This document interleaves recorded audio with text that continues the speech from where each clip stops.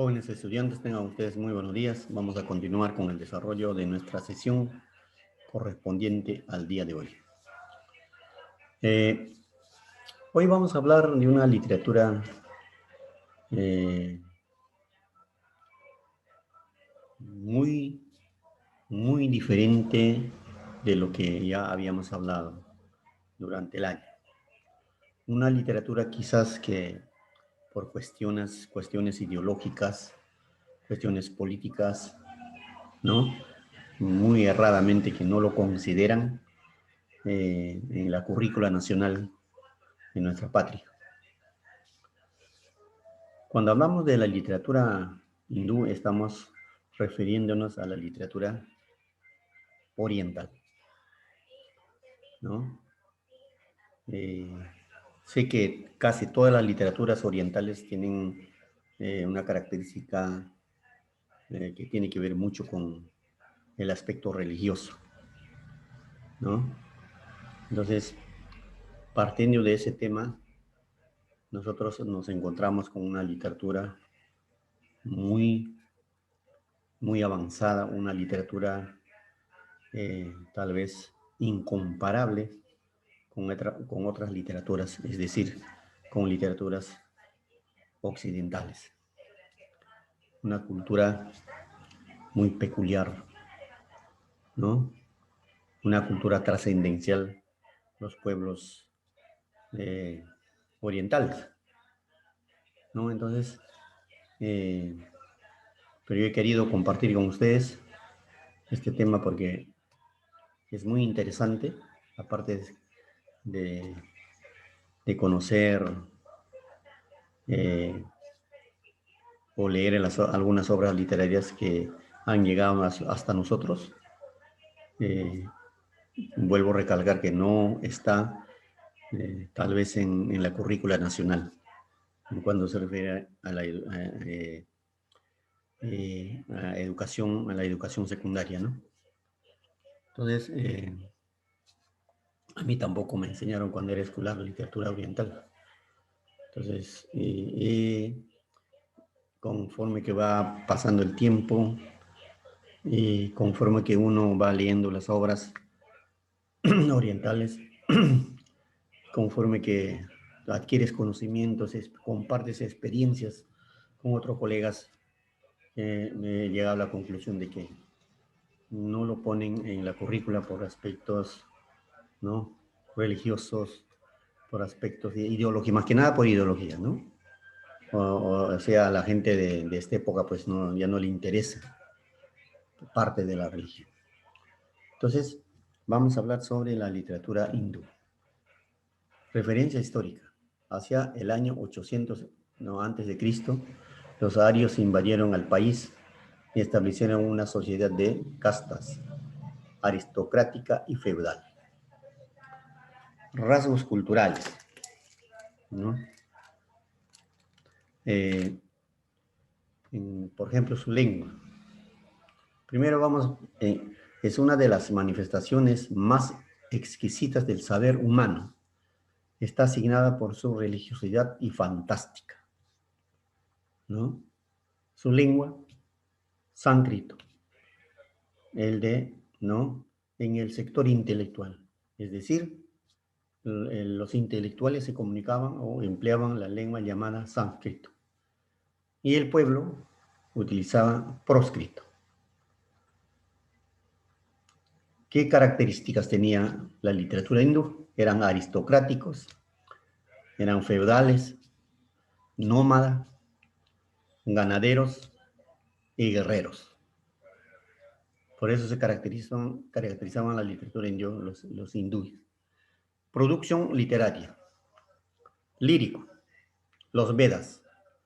Son recolección de poemas y cantos mitológicos y religiosos. Epopeas. El Ramayana y el Mahabharata. Las grandes epopeas comparadas y quizás o tal vez superior a la Ilíada y la Odisea. Narrativa. Panchatranta y la Hitopadesa. También cultivaron teatro, el anillo de Sakuntala. Esos son los principales obras que nos ha llegado hasta nosotros. Muchas obras anónimas seguramente se perdieron, se quedaron allí, como lo ocurre en todos los pueblos, ¿no? Veda significa conocimiento, existe siempre, no tiene principio ni final. Se hace referencia a ellos como Anta sin final, porque es sonido sagrado, sustentador y benéfico. Es solo para ser experimentado, no puede ser limitado ni comunicado. Por ello es una maravilla, una frase de experiencia personal sin precedentes para cada cual. Las Vedas. Hubieron 4 Vedas. Rigiveda, que significa saber de cantares, ¿no? De versos, cantares religiosos. Yujurveda significa sentencia o sacrificio. Samaveda significa Veda de las melodías y liturgias. Loas a Dios, ¿no? Y Atharvaveda son fórmulas de encantamiento y conjuros para el matrimonio. 4 Vedas. Las Vedas, palabra Veda significa saber o conocimiento y se asigna a una serie de escritos que debido a su extensión y diversidad constituyen una auténtica enciclopedia religiosa, así como toda una tradición literaria, las más antiguas del mundo. La más antigua del mundo eran las Vedas, es decir, la literatura hindú era la más antigua. Dicha tradición es de origen ario, misterioso pueblo indoeuropeo, quizá procedente del actual Irán, que invadió la India e impuso en ella su formidable cultura.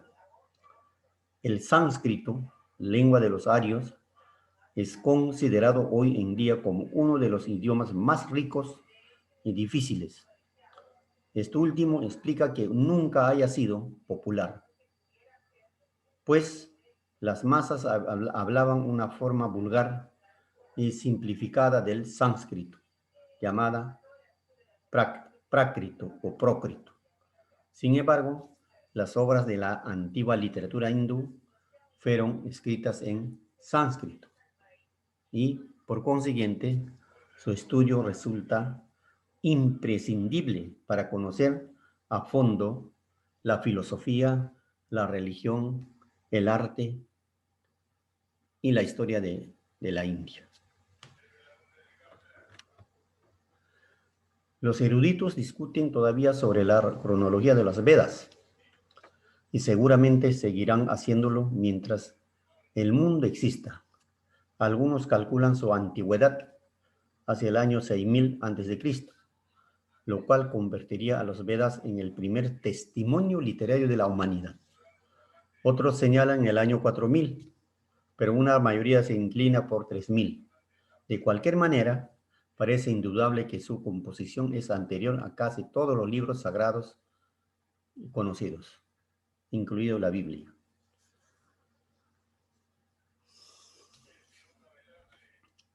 Mahabharata.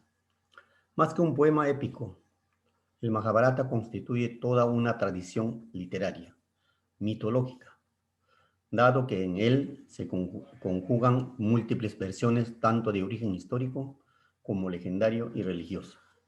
Por otro lado, esta obra monumental combina la prosa y el verso. Si bien este último predomina como forma genérica de expresión con un total aproximado de 215,000 versos distribuidos en 10 cantos, el Mahabharata es 8 veces más extenso que la Biblia, que la Ilíada y la Odisea juntas. Evidentemente, una obra de tal magnitud no fue escrita por un solo autor y transcurrieron varios siglos para su composición, enriquecida al paso del tiempo con temas colaterales. No obstante, el pueblo hindú atribuye a Vyasa el mérito de la obra, de la misma manera que Homero es considerado autor de las grandes epopeyas griegas. En realidad, Vyasa reviste el valor de un símbolo, no corresponde su nombre a un individuo, pues significa recopilador. Esto quiere decir que no precisamente Vyasa fue el autor, sino simplemente Vyasa recopiló esta, esta obra de gran tamaño, ¿no? Como lo sucede en literaturas antiguas. Como en su mayoría las literaturas antiguas, pues, tienen una cantidad muy, ¿no? Amplia, ¿no? Entonces, se supone que pues, no fue solo un solo autor, sino un conjunto de autores, ¿no? Que creaban los versos. El argumento central de Mahabharata se refiere a la guerra entre dos familias, Pandavas y Kauravas, por la sucesión al trono, también llamados Pandos y Kauravagias. Los integrantes de dichas familias están ligados por un antepasado común, el rey Mahabharata, de ahí que el título de la obra sea La guerra de los Bharatas. Según parece, los acontecimientos que relata el gran poema se sitúan hacia el año 3103 a.C., fecha que concuerda con el inicio de Kali Yuga, o Edad Sombría. En cuanto a la versión definitiva, no hay duda de que procede del siglo IV a.C. Ramayana, otra de las epopeas. La célebre epopeya ramayana, la gesta de Rama, figura como la obra más espléndida de la literatura hindú, pues sin duda alguna supera en calidad de composición a Mahabharata, que, como ya se dijo, es el poema épico de mayor extensión. El Ramayana se atribuye al poeta Valmiki, Pachetasa, aunque seguramente intervinieron varios en su redacción, y Valmiki fue quien escribió la versión definitiva, confiriéndole así unidad de estilo y cohesión argumental. Esta obra consta de 24.000 versos en 7 cantos, donde se refiere la encarnizada lucha de Ramachandra, la encarnación de Vishnu, contra los Usuras y su soberano Ravana. En la mitología indio, Asura es el símbolo equivalente al titán o demonio gigante, de manera que la epopeya retorna el mito de la guerra entre dioses y gigantes, o dichos en otros términos, el combate entre los poderes de la luz y las fuerzas demoníacas de las tinieblas. A pesar de los múltiples elementos de carácter fantástico que integran esta composición, se considera que tiene una base histórica, como todos los grandes mitos de la antigüedad. Los hechos relatados habrían ocurrido entre el 2305 y 1950 a.C., según algunos investigadores, mientras que otros proponen fechas más tardías. El texto, tal como lo conocemos, data del siglo IV a.C. Panchatranta es un magnífico libro, era uno de los utilizados en la educación de los príncipes de la antigua India. Es una larga colección de cuentos entremezclados, en la que a través de animales se expresan todos los sentimientos y costumbres humanas, tanto buenos como malos, útil para conocer la naturaleza humana.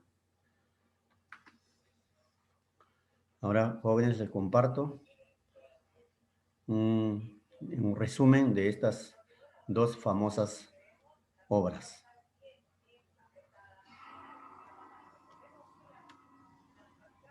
El Mahabharata y el Ramayana. India es un país culturalmente muy influenciado por su historia. Los primeros asentamientos en este país datan del 9000 años antes de Cristo, que poco a poco se desarrollaron en la cultura del Valle del Indo hacia el año 3300 antes de Cristo. Tras su caída, después de la invasión aria, tuvo lugar el periodo védico, aproximadamente entre el año 1000 y el 500 a.C. En esta época se establecieron las bases del hinduismo y otros aspectos culturales de la sociedad india. En el siglo VI a.C. es conquistada por el Imperio Maurya y Asoka el Grande extiende el budismo, dando lugar con esto a la Edad Clásica en la India. No es de extrañar que sus textos más populares sean precisamente narraciones épicas datadas en esta época. Tanto el Mahabharata como el Ramayana forman parte de los Itihasa, que significa así realmente fue, que es el nombre que reciben los textos sánscritos, no directamente filosóficos, junto con los Puranas, que significa historias antiguas. Asimismo, ambos son obras profanas que se recitan de manera ritual y teatral o simplemente se recitan a modo de versos. El Mahabharata está considerado como el poema épico más largo de la historia y suele traducirse como la gran historia del pueblo de India. Aunque es arriesgado resumir el tema central de este texto, debido a su extensión y complejidad, podemos decir que se basa en la lucha entre dos ramas de una misma familia noble, los Panduidas y los Kuruidas, por la posesión del reino del norte de India, el Kurukshetra. Con ese hilo conductor se narran multitud de historias paralelas, historias de guerra y lucha entre el bien y el mal, de confrontación por la tierra, de amor, traición y venganza, de sabios, dioses y demonios. Historias de una fantasía bellísima y sorprendente, como solo la creatividad india puede concebir.